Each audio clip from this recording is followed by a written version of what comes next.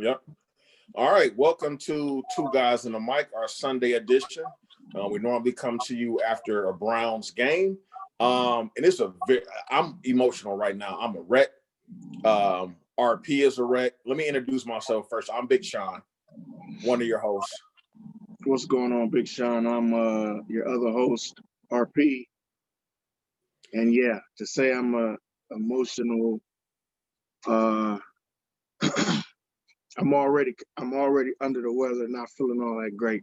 So, you will hope that today would have been a little bit different. So I'm dealing with not physically feeling well as emotionally feeling like crap. Right. I actually think I might feel worse emotionally at this point. Right. And to our fans out there, our worst fears are being realized today. We lost to the damn Jets, 23-17. No, was it 23-16?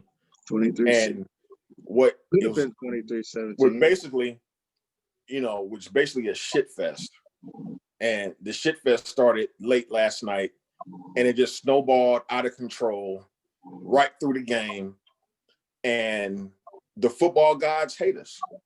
Either they're hate us or they're making our football team face their biggest fears, which is to have to beat the Pittsburgh Steelers in a meaningful game to get to the playoffs.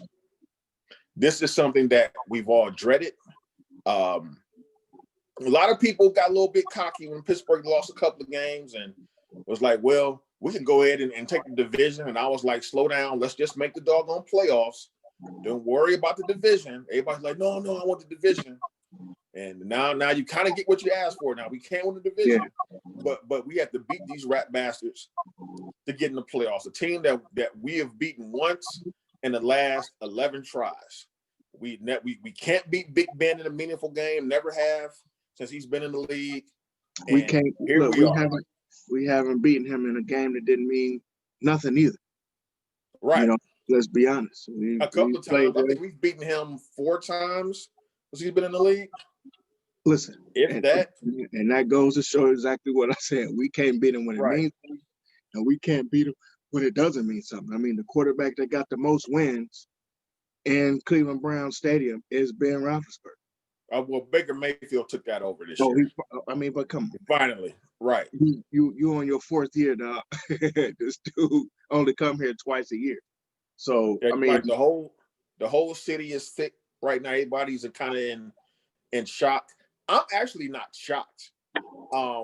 Here's the thing. Let's go ahead and just run down kind of the events that led up to this. Because neither one of us really want to talk about this game. You see already on to the next one. Well, my anti-Pittsburgh stuff, because that's all we really can do. I mean, we can go to the woulda, shoulda, coulda.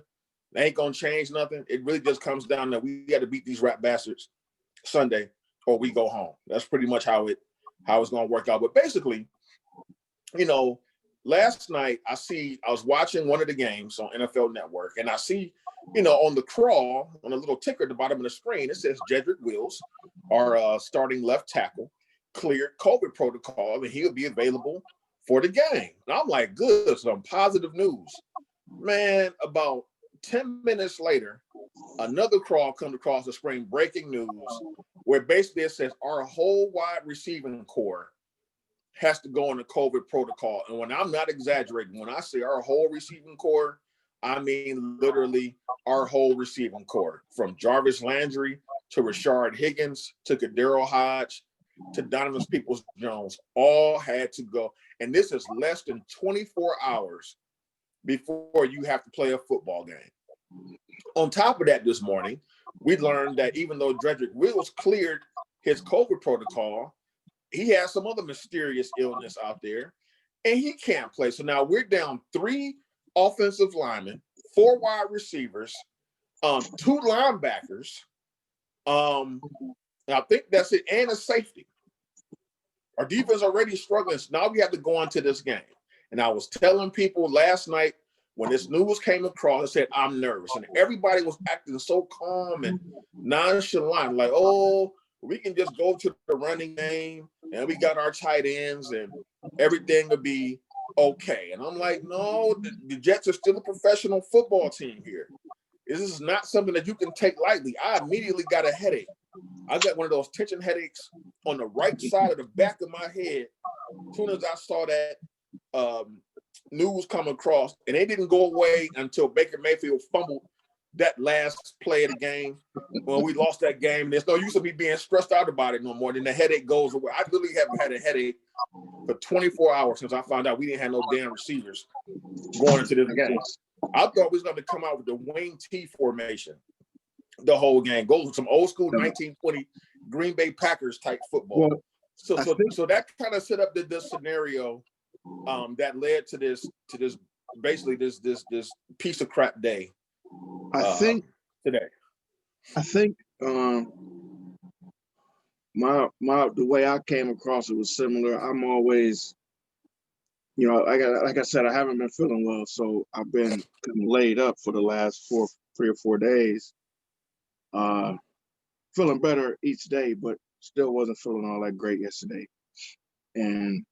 But I'm on my phone, kind of scrolling through, and I see the Bleacher Report come up on my thing, and I look at it, I hit it, and I'm like, wait a minute.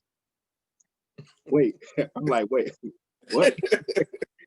And I'm thinking, because I was kind of, even though I was scrolling, I was still kind of like, I had dozed off and woke up and started scrolling. So I thought like maybe I just couldn't see because I was kind of half asleep. I said, wait, what? Is this, what? Four wide receivers. So 4 dudes ain't playing. Wide receivers. Not on a whole position group. And here's not on Tuesday, not on Wednesday. As they're getting on the plane to go play a game. So all of your timing, all of your game plan, everything you thought might work for this game has to get off of the plane. And then you got to call up guys that was probably going to be back at the hotel the whole time, probably never even make it to the facility or even make the trip per se. Don't even know if these guys can run routes. And you know what? For the guys that did show up, those young men who were out there, man, I'm gonna give them cats some love, man, because they just like out of nowhere, just like, I got to go run a route in a meaningful game with less than 10 hours worth of practice, basically. Whoever number 84 is, Jamarcus Bradley. Yeah, him. I give him props. Yeah, he showed up. I mean, and from where? And like he was like, hey man, it's my one shot. I'm gonna take this one shot. But the rest of them cats can go to hell today. Yeah, I mean, hell, I'll be honest. It's a few more people that could go to hell too. So that's what I'm saying, like all of them. Like it's out of all the stuff that happened, you knew coming into the day that you were gonna have to do something different. You knew if my goal or my game plan is to utilize Jarvis Landry in this way, or to utilize Kadero Hodge. I know when I don't see Juice on this play, I know Kadero knows when he gets to the top of this route to go toward the back shoulder instead of the front shoulder. Those timing things are all gone. And as a coach, if you know that stuff is not going to be there, why the hell are you still trying to run your regular plays? Kevin Stefanski today blew me away with his nonsensical play calling. I feel like him sticking to the game plan basically gave the Jets the room to win the game. I'm not going to say it lost us the game. I agree with you. Gave them the room. Because it took the offense a whole half and a third of a quarter to get in any type of rhythm.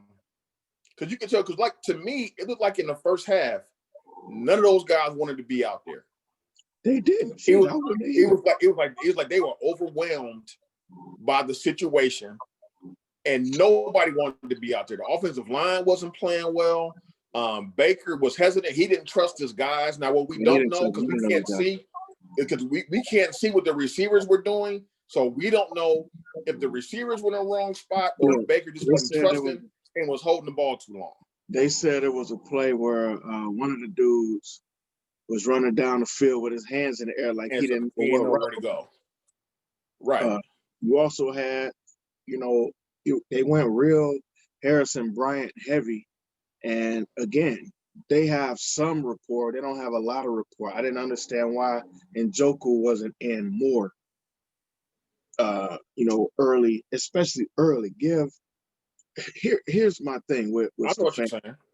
I just don't feel like Stefanski put his team in the best spot to win. Your job, and everybody's coming down hard on Baker, and trust me, I got my issues with what Baker did today, too. But everybody only wants to talk about the 3 fumbles that Baker had, and that meant that's why we lost. If that's what your position is, that means 2 things to me. That means that you don't like Baker Mayfield, which that's on you, and that's fine too. But it also means that you don't know nothing about football, because those 3 fumbles weren't the only reasons why we lost this game. We lost the game because I don't feel like the coach put his team in the best position to win the game. He didn't make the adjustments, like to say to himself, hey, listen. Until late. Until way too late. He started using the screen passes later in the game. I'm like, you should have been using them earlier. I'm like, bro, that should have been a part of your game plan from the start. Like, what was you waiting for? They've been blitzing. Especially as aggressive as the Jets were. All the Jets were doing was putting 8 or 9 in the box and run blitzing.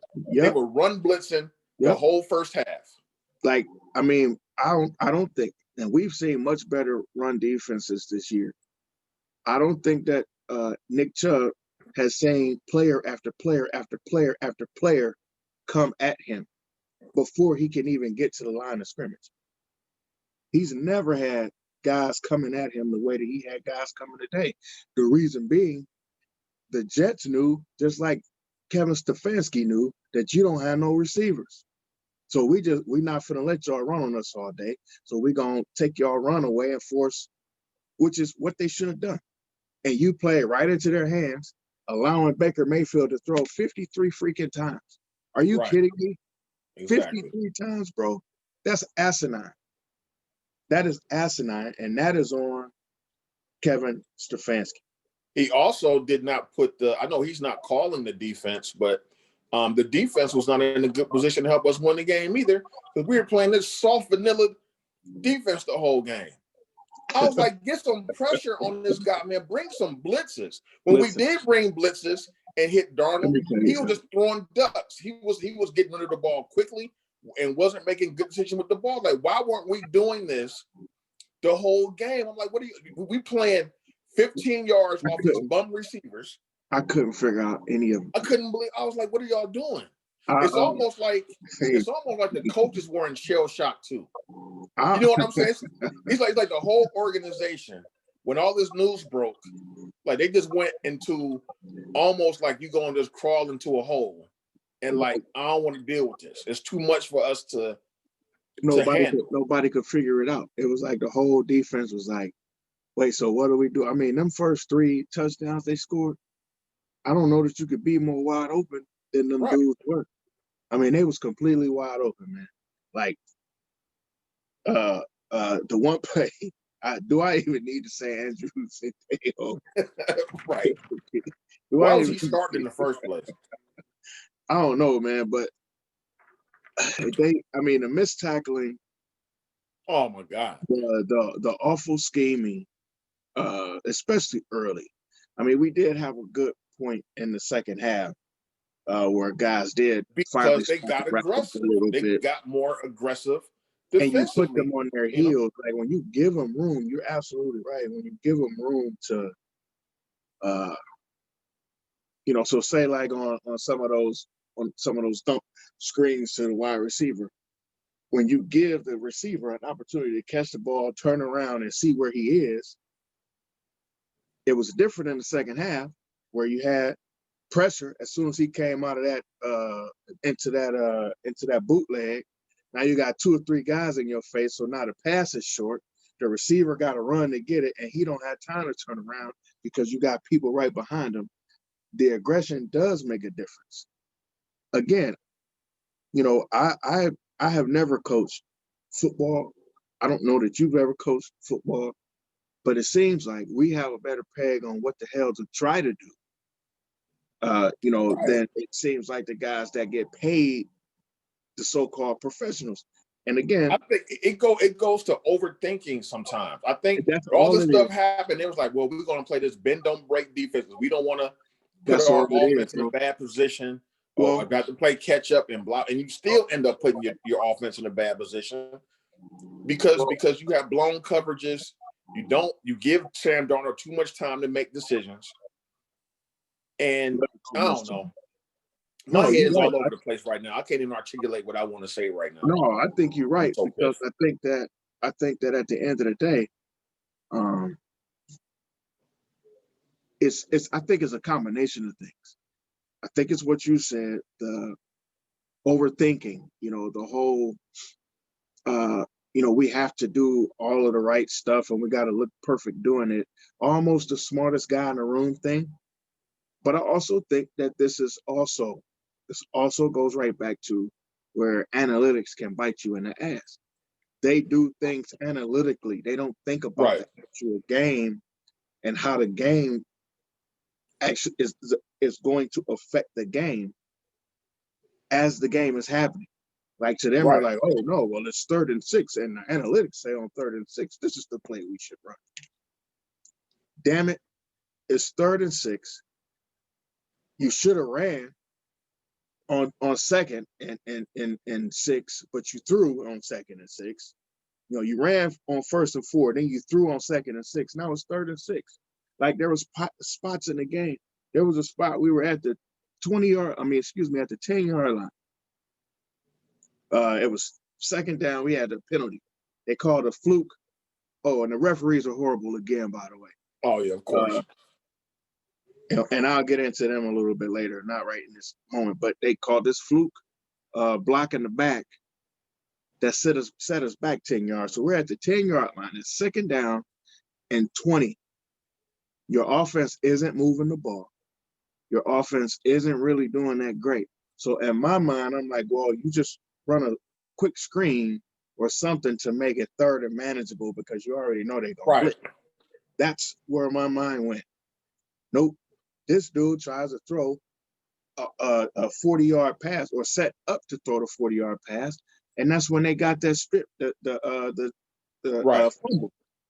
Because you put yourself in 3rd down and long because you threw this long dumb pass on 2nd down, which means that you got to throw a long dumb pass on 3rd down when you only got 10 yards between you and the end zone. Like you put undue pressure on your team by making goofy plays like that. We ran the ball today 18 times. We ran the ball 18 times today. That's it, total. I know we won getting that many yards, but you can't run. We the 3rd most best rushing team in the league. How do we not run the ball? Or even with that, do something where you use your short passing game as That's to it. run. As And we that's come what, with your screen passes, with your which bubble is just screen, real quick bubble. Yeah, bubble anything, screens. yeah, anything like that to get you 4 or 5 yards here and there to keep your 3rd downs, manageable. It was And just that's a what I complete. call for. This whole thing was just a shit show. I'm gonna tell you where else it started at too, where I start freaking out is when the Raiders blew that game in the last 19 seconds last night. I was like, no, what the football gods do not want to see I us said, and here go to we the go. doggone playoffs. Here we go. That game, listen, That just started that to was me, just part of the snowball effect that there are led up to two, the day. right now, there's a Mount Rushmore of dumb coaches. And John Gruden's up there. John Gruden is, I think, all 4 of them right now. Like, bro, go for the touchdown, win this game, get out of Right. the building. You know, you And put a help lot of. us. He put a lot of. He put a lot of belief in the defense that hadn't played that great all game. Like, you know, he basically said, "Oh no, my defense can hold them from scoring," and they might have, had they remembered that they got a pass. So the cornerback just going, he just going Let the man, He gonna release the receiver let him with nobody in the run. flat. It's 30 yards between you and the next defender. You just gonna let him get behind you? And then Fitzpatrick does what Fitzpatrick does. There's some lucky pass. And they get a And roughing the passer they was call. gonna get 15 yards anyway, because my man just gonna. I mean, you know, Yeah, it's one thing to grab a dude face mask or to reach in and man. I mean, my man just was like grabbed that thing and twisted it around. Oh my god! ripped his head off. At least tried to. I'm like, on one play, these are the two dumbest things I've ever seen on one play ever in my life. But I agree. I knew early on that the football gods had decided that either A, the Browns were going to have the toughest road possible, or B, that they were just going to make the road crumble underneath us, and we weren't going to Yeah, have. because basically, man, like Ron, it's like this. Either we win or we go home. Now, there are some scenarios where we can lose the game and get in the playoffs, but that's not going to happen. No, it's not. None of those things are going to happen to break our way.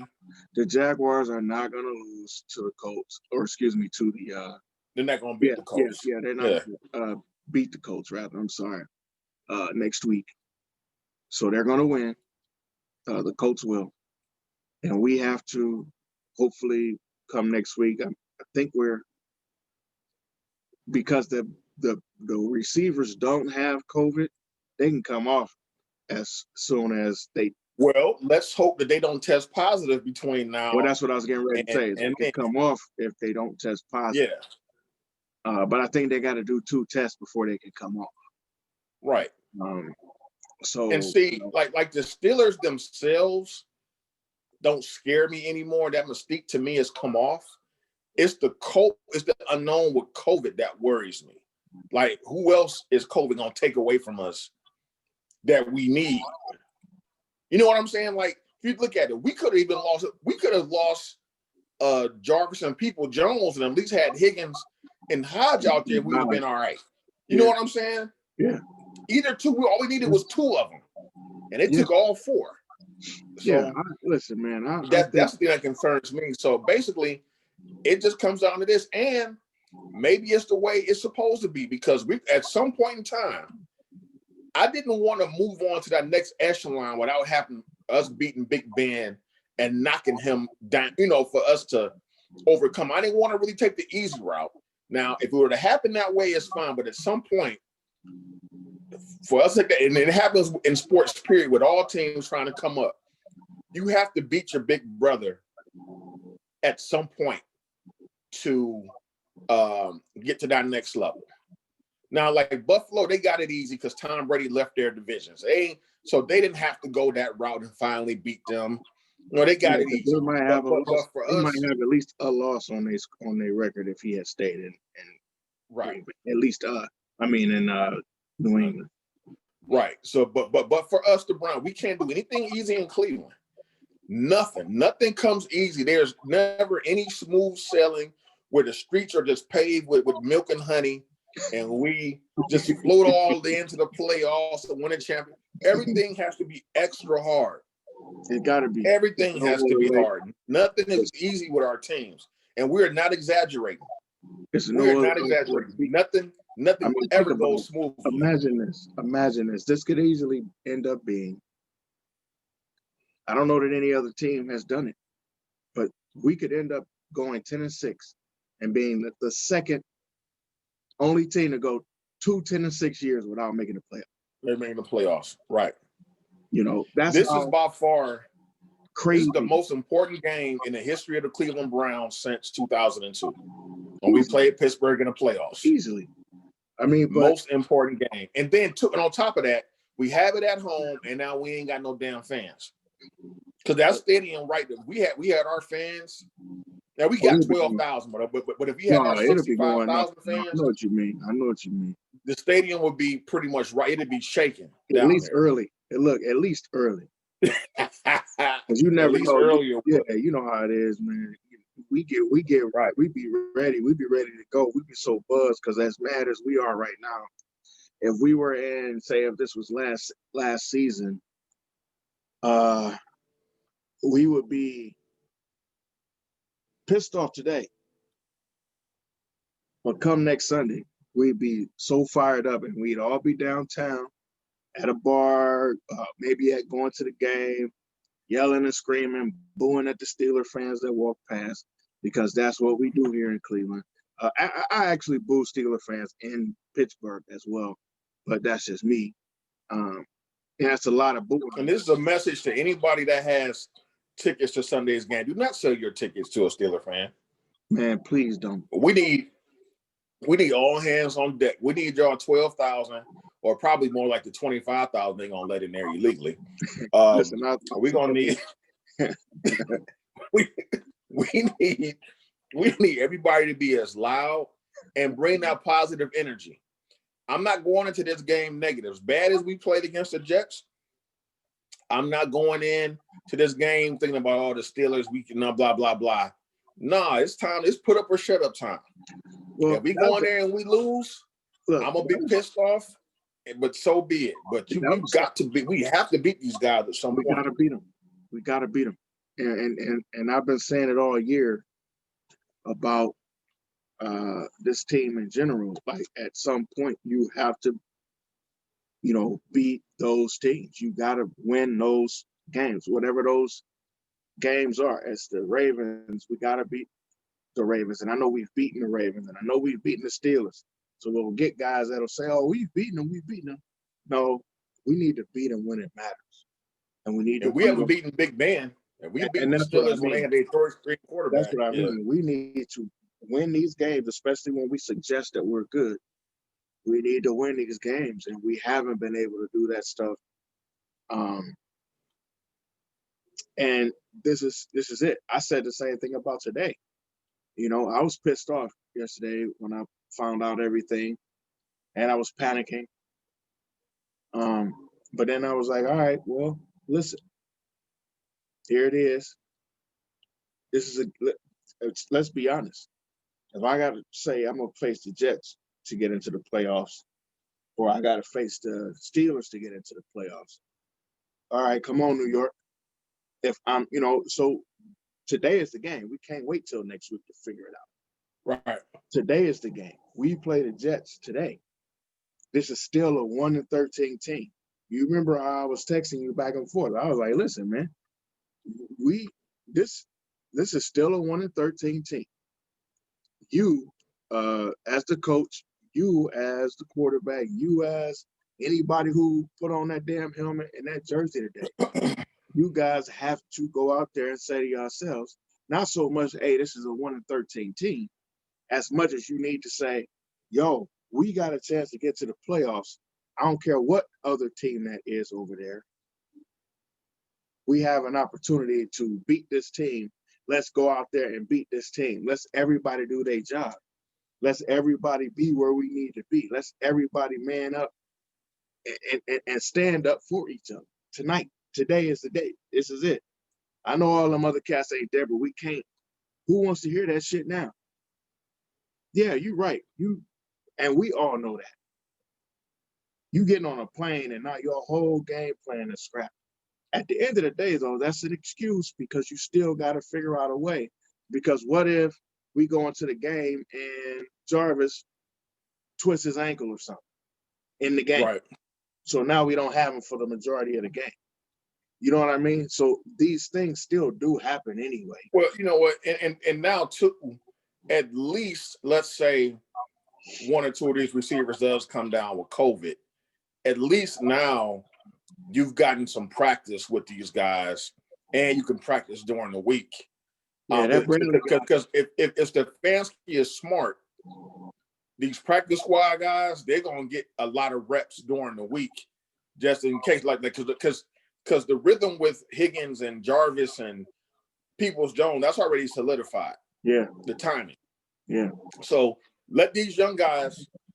As a matter of fact, it's some guys that I might just keep at home. I might just say, hey, Jarvis and Richard, y'all test negative. We just gonna do virtual meetings with y'all. Y'all stay away from everybody. Y'all stay in the house, and you know what I'm saying, and kind of just keep it low key to make sure you ain't exposed to nothing. For now, I'm serious. I know some teams doing that with their quarterbacks. They like their third string quarterback, they would keep that quarterback away from the facility all week. So that just that in way case you have another Denver situation. Yeah.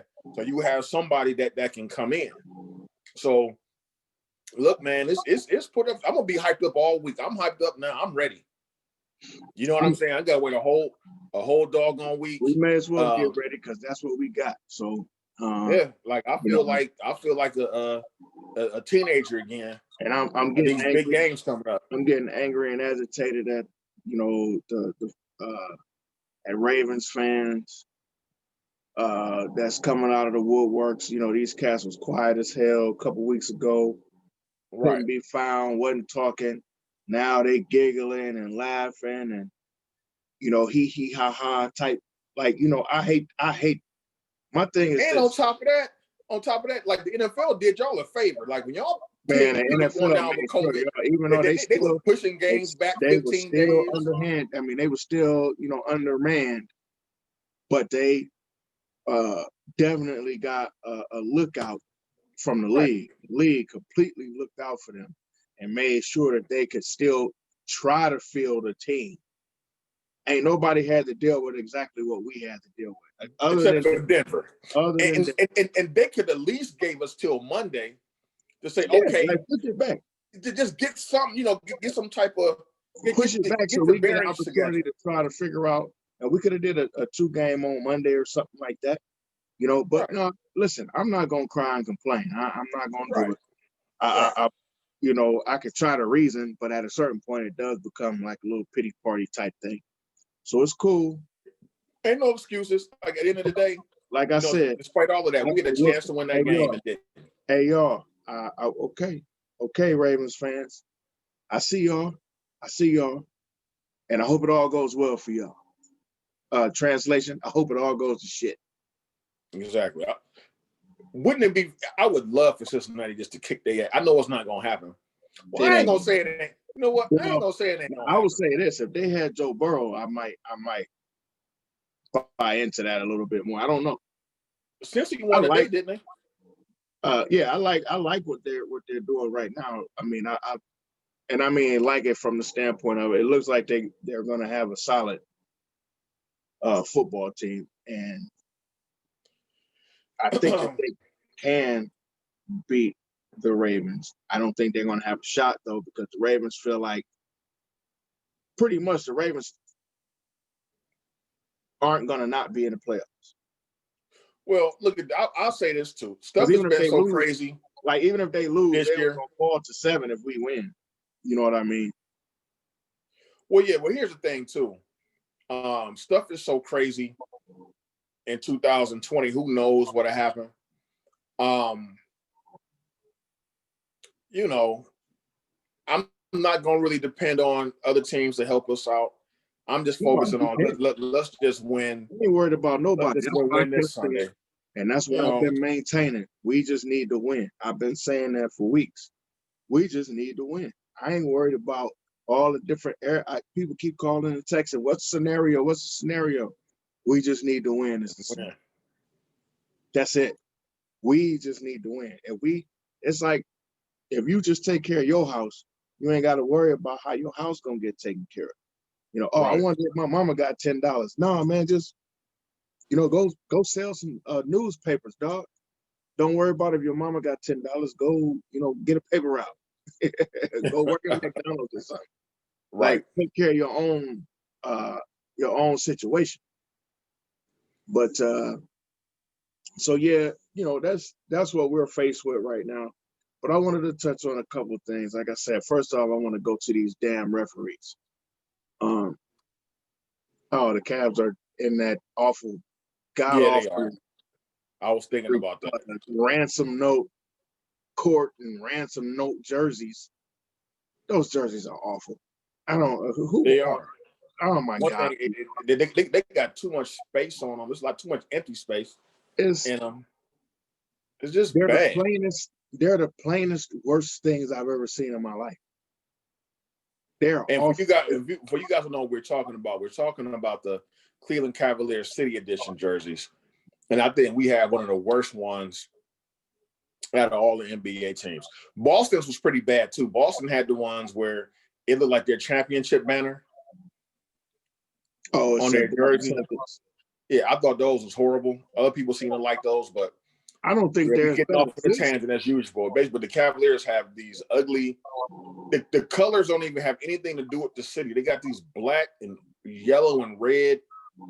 Yeah, but I don't know what that is. This is awful. This is awful. This looks like now we got this bump. Kevin Love. Kevin Love is worthless right now. Please, anybody willing to take him? No. Please get him off my basketball team because he doesn't want to be here and he's playing like it. Man, listen. Everybody else is balling now. Now the young boys, Garland and Sexton. Everybody else playing like they should play. Andre Drummond, the other guys they're out here, giving hustle. But Kevin Love is out here collecting a damn check. Basically stealing a check right now. Oh, well, he ain't stealing it. They gave it to him, dummies. They could have just let him ride. Right. They could have. But go ahead with your points, man, before we get off on the hour 10. Yeah, let's go on to referees. Where was I going? The refs. Listen, man, I think people misunderstand because I'm kind of visible on Facebook, not always through our mediums, but on my personal Facebook and stuff. And people, I think they misunderstand what I mean when I say certain things. So when I blame the referees, or when I say the refs are awful, I think because everybody else utilizes the refs as a kind of a scapegoat sort of thing, they assume that I'm doing the exact same. And that's not the case. When I say the refs are awful, I mean the refs are awful. The refs have been awful most of the year. Sean and I have spoken. Especially with spotting the football. Man, listen. I believe that they've been awful at everything this year. Like they have been awful. They have been inconsistent. They have been terrible at spotting the ball. So today, for instance, certain things. That first roughing the passer call was that was ridiculous. What's his name? Patted. This dude went into Baker like this, hands out, ran into Baker, and they threw the flag for roughing the passer. It was not roughing the passer at all, nowhere. Of course, I'll take the 15 yards, but that was an awful call. And that was before they had made any bad call versus the Browns. It was an awful call, number one. Number two, this is how you're supposed to referee a play like this. Sam Darnold goes back. My man, Myles Garrett, walks up. See him coming up the walkway with the keys so he can open up the script club. Swings around, bloop, bats the arm, makes the ball come clearly loose. We grab the ball. We start running, then they blow the whistle. You don't blow the whistle then. If the play is dead, the play is dead. You blow the whistle as soon as the ball hits the ground. If it's an incomplete pass, you don't wait till my man picks the ball up and starts running to blow the whistle. Right. That's poor refereeing. You let the play out, then you go back and decide what happened. That's how it's. And the reason that I know this is because I listened to this whole big deal they did on ESPN by the referees, who were saying this is how we're going to start to really make sure that we get all of these things right. We're going to let the play happen as we see it instead of blowing it. No, you didn't. Then you go back and look at it. Gene Steratore comes on and was like, that was clearly a fumble. He came right on. You're a guy who comes on, the analyst guy on TV, the referee analyst said, no, that was a fumble. It was a clear fumble. And that should have been a touchdown or at least Cleveland's ball. Exactly what he said. But did that happen? No. So that's another 7 points or 6 points because I can't depend on that stupid Cody Parkey to save my freaking life because he's an idiot. So we would at Yeah, least you have were right on that one. I was 6 wrong on points. that one. I was trying to see the guy. I'm like Luke Skywalker, man. I was trying to see the good in people. I was trying to see the good in Cody Parkey, and, and he's a bum. And he needs to go. I hope they left him in New York. I said, no, dog, you go ahead and catch this Greyhound on back to Cleveland. You ain't getting on the plane. So that was awful. That block in the back that I just mentioned earlier was awful. Then they turned around and didn't call the block in the back when it was against the Jets. Oh, yeah, man. Just misplay after misplay after That's misplay. wrong. That got them a first down. It did. A big first down. Yep, it absolutely did. And it was a clear block in the back. It was a clear block in the back. The referees once again that they were holding. It wasn't so much Myles Garrett getting held this time. It was Olivier Vernon. It was Vernon coming around. He was getting dragged down to the ground. They wasn't calling nothing. Yeah, the referees this season have been absolutely. They've been awful the last 3 seasons. Ever since the old school guys retired and the new crop has come in. I can see that. Yeah, I'm with that. Because remember, I think it was 2017 when they had an exodus. All those veterans I've been around for 20, 25 years, they finally went and left. It was almost like over half of them. Because you look at them now, you don't even recognize these guys. Like the big buff dude ain't there no more. You remember him? Yeah. Buff dude. I can't remember. Ed Hockley. Ed Hockley is not there. The black guy that was there for years. I can't remember his name. The one black guy's there, the younger black guy. He's the other black guy is there, but not the older one. The older guy. And now you're seeing more females, and that's not a sexist remark. Just saying that. It's just more talking about how the guard has changed. Yeah, it's a different. Because trust me, I don't care what the gender. I don't care what gender they are. If they got on stripes, they stink. So they stink equally. Women stink equally as the men. There you go. So the referees are awful, and I'm sick of them, and I'm gonna need them to try to figure something out. I wish there was a way, or I wish I had a way to even make a point of impact to the league, because I mean, this shit is ridiculous. And why do you have all of this equipment? And why do you have a referee on the broadcast only for these idiots to get it wrong anyway? Like, it's almost like, and this is a conspiracy theory, it's almost like the referees don't like the instant replay, so they're going to do everything they can to sabotage it. And that could be. That's what they did originally. You remember the original instant replay back in the 80s? That's what they pretty much did. They never reversed anything, and then it got taken away. They didn't. They didn't reverse nothing. Yeah, they did it like it was like as a trial thing, and it was like, nope, right. We saw it like we saw it. Nope. And just like with the 1 year where you could challenge a pass interference call, man, the referees did such a horrible. It is like, we ain't overturning nothing, and then they got rid of it. So they're probably doing the same thing with this instant replay now. You know what I'm saying? Because it's to the point of being, and not just in pro football, college football too, where it's clearly a fumble or a complete pass or something like that, and they just or not a target, or it's not targeting. Like, how is that targeting, bro? Come on. Exactly. So, I don't know. I mean, I don't blame the refs for this game at all. I'm not blaming all the Browns. I'm not blaming the refs for the game. I do. And I'm not even going to blame. I'm not even going to blame COVID. For us not having our 4 receivers. There was a point in time in the game where the Browns had opportunities to at least tie the game and possibly win it, and we made mistakes. You can't turn the ball over twice. You can't miss extra points. You got to make tackles. We were missing tackles.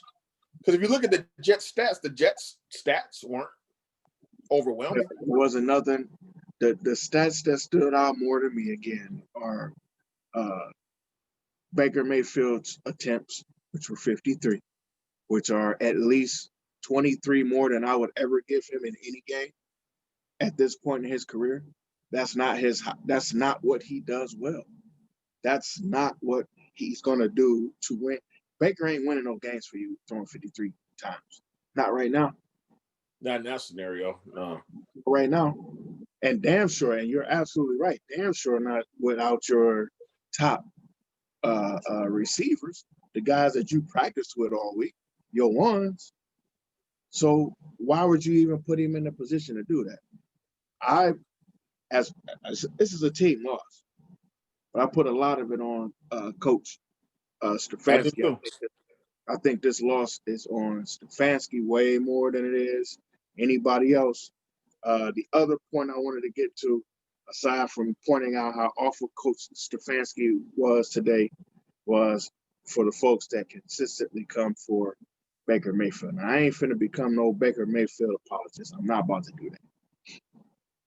Because the one thing I know for certain is that I've been fair enough and objective enough with the kid. You know, I didn't want him to be drafted here like a lot of people didn't. I wasn't happy when he got drafted here. I wasn't 100% sure he wasn't Johnny Manziel Jr. when he came here. I've rolled the dude. I've given the dude a hard time, et cetera, et cetera, et cetera. Now, all of a sudden, I got people saying that Baker Mayfield is my guy. And that's not necessarily the case. I don't dislike Baker. I'm just fair. When Baker does well, I say Baker did well. I'm not waiting for the other shoe to fall like most other people. When you could put together 5 good games and then you play 1 bad game, I don't say, see, I told you. I say, he hasn't done that in a while. You know what? And under the circumstances, it really wasn't a bad game. It was a so-so game. It was. You know what I'm saying? It wasn't a great game. It wasn't a great game. But considering what he had to deal with today, and this was where I was getting ready to go. If you don't put into all of your anger and ire and frustration that people want to put into this, yeah, he fumbled 3 times. But the coach shouldn't have let him, when you got Nick Chubb and Kareem Hunt, there's no need for him to keep doing this dumb quarterback sneak. When he's fumbled, he's not just today. Yeah, he's fumbled quite a few times this year. Quite a few times doing that. So why even go to it? Why allow it to continue to happen? That's on the coach as much as it's on Baker, because Baker still got to hold on to that ball. If that's what the call is, you got to hold on to the ball. And he didn't. So it's not that I'm taking anything off of Baker, but you got to understand, if you're going to give Baker all of that, you got to understand all the other stuff that goes into the situation. He should have never had a ball in his hand for that, in that situation. But you also got to remember that he did not have his guys. And when you get guys running routes and you get to the top of your route and you're used to a guy going this way and that dude goes that way, it's where's he throwing? It's all in here. It's muscle memory at a certain point. It's muscle memory.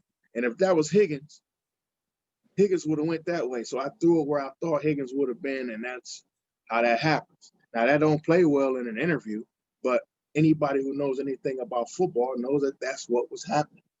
It's all time. And like I texted you earlier, I was like, it took us 10 weeks just to get timing down with this new offense. And it's with the starters. So it was no way in the world he was going to have timing with these guys within a 10-hour period. 13 minutes with them cats. And they went through a walkthrough in the parking lot today. Right. Come on, man. That don't give you what you need for this win. And now, you just got a lot of people like, man, I don't know, Baker ain't the guy. You got people like, man, he fumbled 3 times. Y'all missed the whole game. All y'all saw was them 3 fumbles, huh? Y'all missed all them missed tackles. None of them missed tackles meant nothing. None of those broken ass plays meant nothing. Getting a stupid roughing the kicker, which really should have been a running into the kicker. Well, they said, and I looked it up, and he was right. If you got your kicking leg in the air, as long as you got your kicking leg in the air, any contact with the kicker at that point, like full extended in the air. Like, well, don't they always have a leg in the air? Well, if you get the ball, Well, if you tip the ball, it's no penalty at all. but he didn't hit the front leg. He hit the back leg. That's a dumbass rule. I don't necessarily agree, but that's what it says. So at least they did that part right. Because he barely nipped him. He barely touched him. However, he also wasn't even close to making the block. So what are you doing? So it'd been different if he was that close and just missed and then ran into him and got it. I might be able to say to myself, or might even be able to say to somebody else, I can see how that happened. Man, like as soon as I saw that dude tumble, I was looking for the flag, and there I was like, "You got to be kidding me!" Like, man, it was like third and what? It was like 3rd and 10. Yeah, 3rd and like 8 or 9. So ridiculous. Like, man, what are you doing? Just get the ball back. Like, why are y'all even blitzing like that? Listen. I know I'm scary like that in games like this. My thing is, yeah, you could probably get the block, but when's the last time the Browns had a block punt? Right. To me, when it comes to games like this and it's late, when it comes to special teams, I'm always like, do everything safe, fair catch. Yeah. Don't go for the block on the punt. Play everything safe. Yeah. The ball hit the ground, get away from it. Just run to the sideline. Don't touch nothing. Don't touch nothing. Like your mom told you go into the store. When we go into the store, don't touch nothing. That's when it comes to special teams. Don't touch nothing. I can't see you. Come over here. Right. Don't touch nothing or nobody when it comes to special teams late in the game. Yeah, but I just feel like, cats give Baker a harder rap than he actually deserves. He came out today, took full credit, full blame, owned the entire loss on himself. It wasn't his whole loss, but he owned the whole loss because he's the quarterback. And you know what, though? There's a thing with human psychology, man. With humans and their belief systems, when you feel strongly about something, whether it's your religion, history, anything like that, right? Anything that goes against that core belief that you have, you would do anything to justify your belief. So there are people that hate Baker Mayfield so much that they would sacrifice a Browns victory just to say that they're right. Yep. And no matter what he does, they're going to stick to that belief system because that's for whatever reason, they can't think objectively when it comes to that situation. Agreed. And it is what it is. And that goes across the board, with various, topics and things like that. So that's just how it's going to be. I mean, I remember back in the 80s, man, there were people that hated Bernie Kosar. I remember. I used to argue people all day long about Bernie. Put in Mike Pagel, put in Don Strock. Like, please don't. Who else? You know what I'm saying? Like when Testaverde got to town, people swore up and down that Vinny was going to be the savior. Did you not watch the first 8 years of this dude's career? When he throwing 40 interceptions, did y'all didn't see none of that? Now, Vinny actually played well when he got here.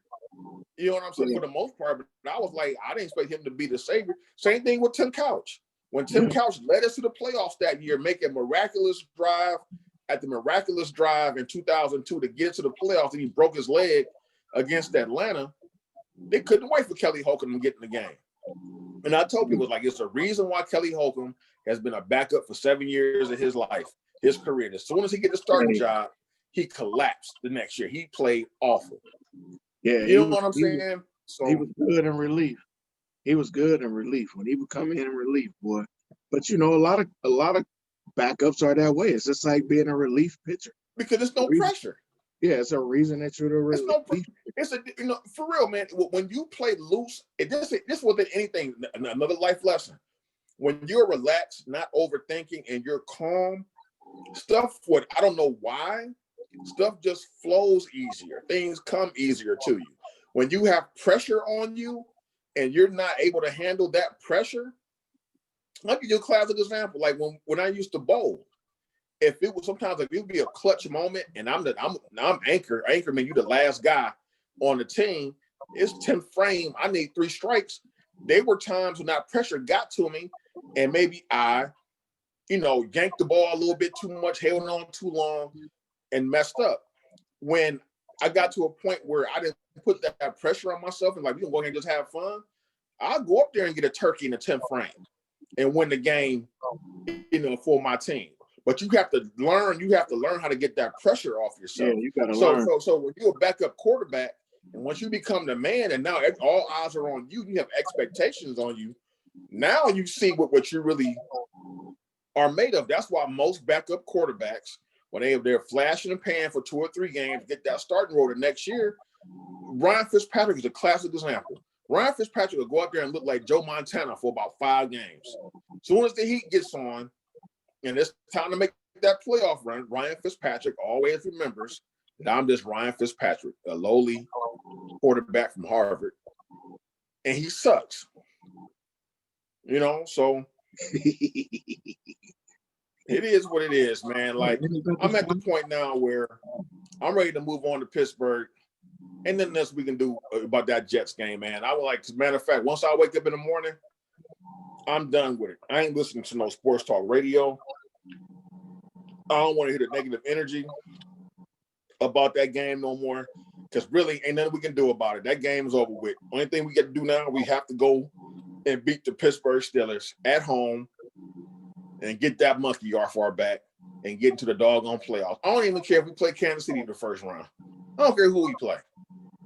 Just get me into the playoffs. Kansas City, they locked into the number 1. We probably had to play who's second? Well, who's second? I don't care.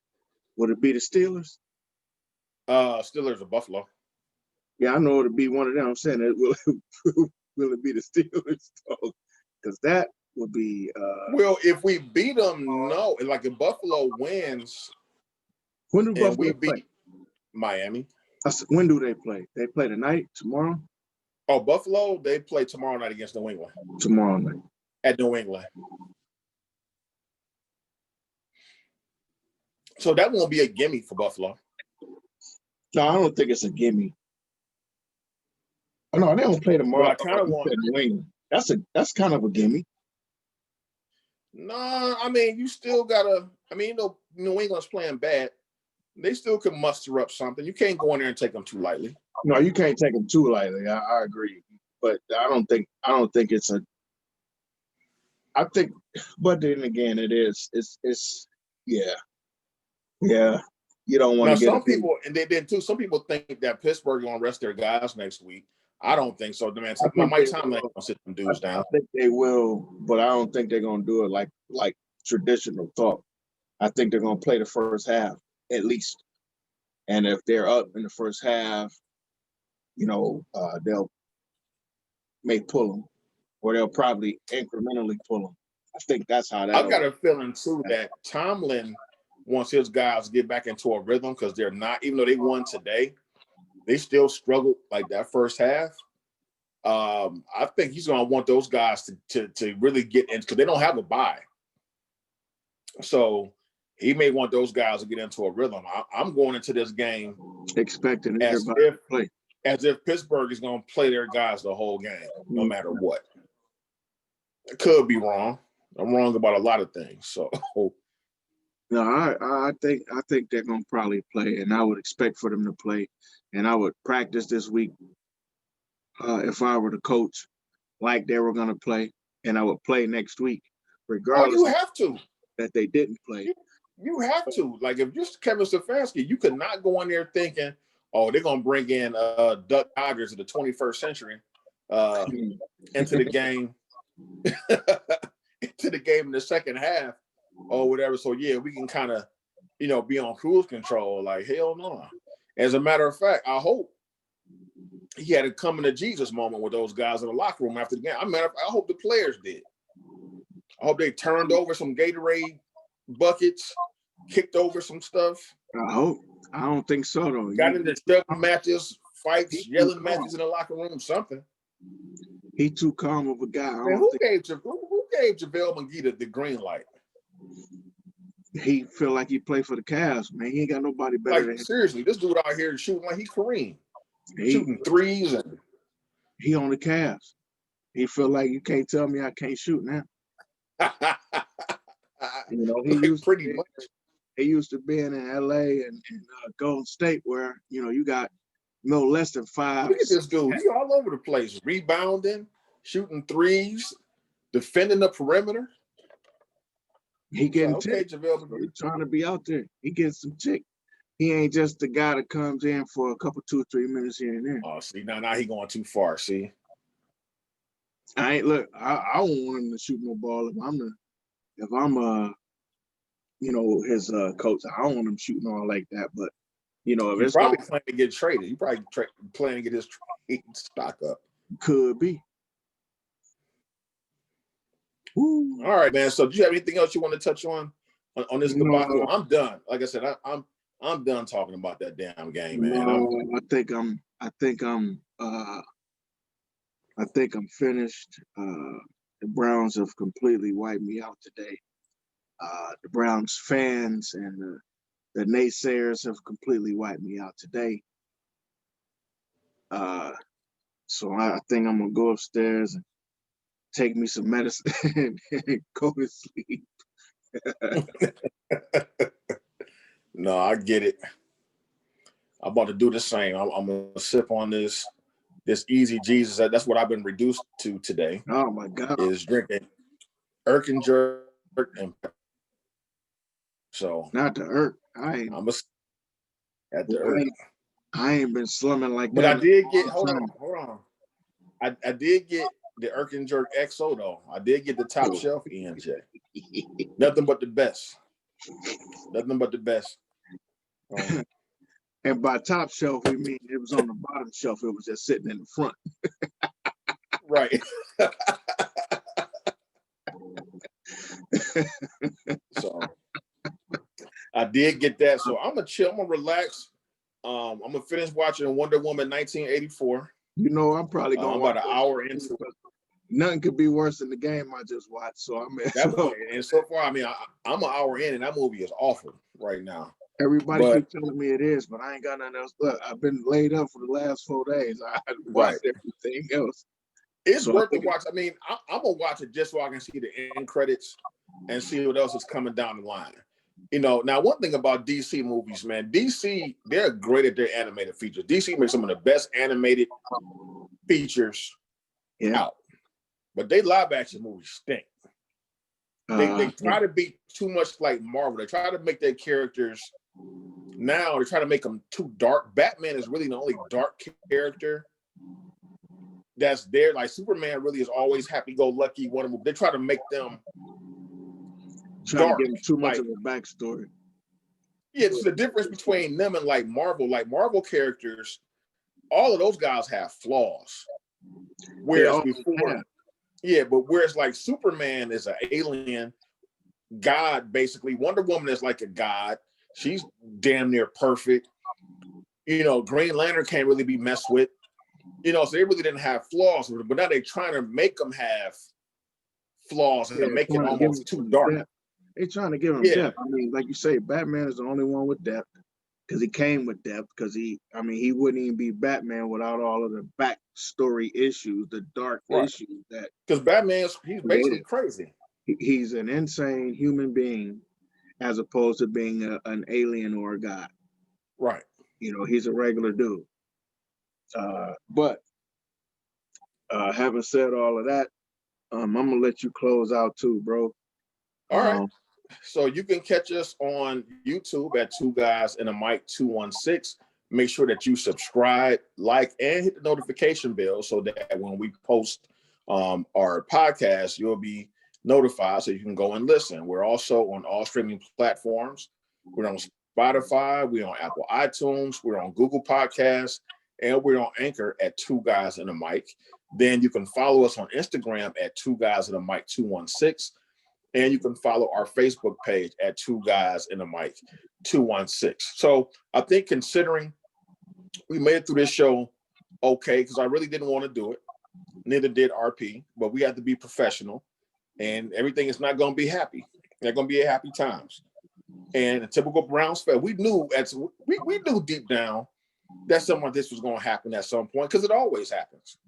There was no way we was going to get through this whole season as happy-go-lucky as we were without some type of catastrophe happening at some point in time. And damn it happened last night and spilled over into today, which is a dark Sunday. We got 18 feet of snow the other day, and now this. And things are just backward. The Cavaliers are blowing up the 76ers by 20, which absolutely makes no sense. No whatsoever. Right.